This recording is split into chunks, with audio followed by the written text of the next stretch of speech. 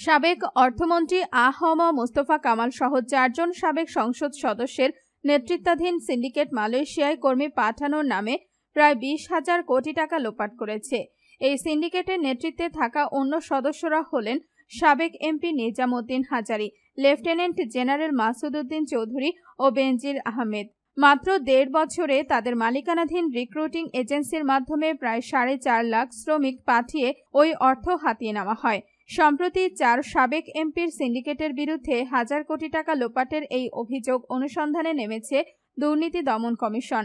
মালয়েশিয়ায় শ্রমিক পাঠাতে সরকার নির্ধারিত জনপ্রতি ব্যয় হয় ৭৯,০০০ টাকা, বাস্তবে নেওয়া হয়েছে অনেক বেশি। যুক্তরাষ্ট্রভিত্তিক বেসরকারি উন্নয়ন সংস্থা ভেরিটে ইনকর্পোরেটেড সহ ৫টি সংস্থার গবেষণায় বেরিয়ে আসে, মালয়েশিয়া যেতে গড়ে একজন বাংলাদেশি কর্মী ৫,৪৪,০০০ টাকা খরচ করেছেন।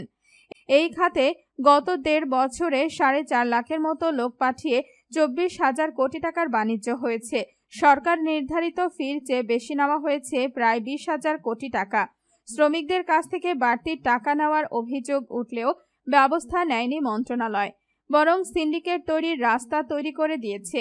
বাংলাদেশ জনশক্তি কর্মসংস্থান ও প্রশিক্ষণ ব্যুরো গত ১.৫ বছরে মালয়েশিয়া যেতে প্রায় ৪.৫ লাখ কর্মীর ছাড়পত্র দিয়েছে, যার মধ্যে সাবেক অর্থমন্ত্রী আ.হ.ম মোস্তফা কামালের স্ত্রী কাশ্মীরি কামালের অরবিটালস এন্টারপ্রাইজ ও মেয়ে নাফিসা কামালের অরবিটালস ইন্টারন্যাশনালের নামে মালয়েশিয়া গেছেন মোট ৯,৮৬১ জন। দুর্নীতিবাজ এই সিন্ডিকেট গঠনের সময় মোস্তফা কামাল অর্থমন্ত্রী ছিলেন।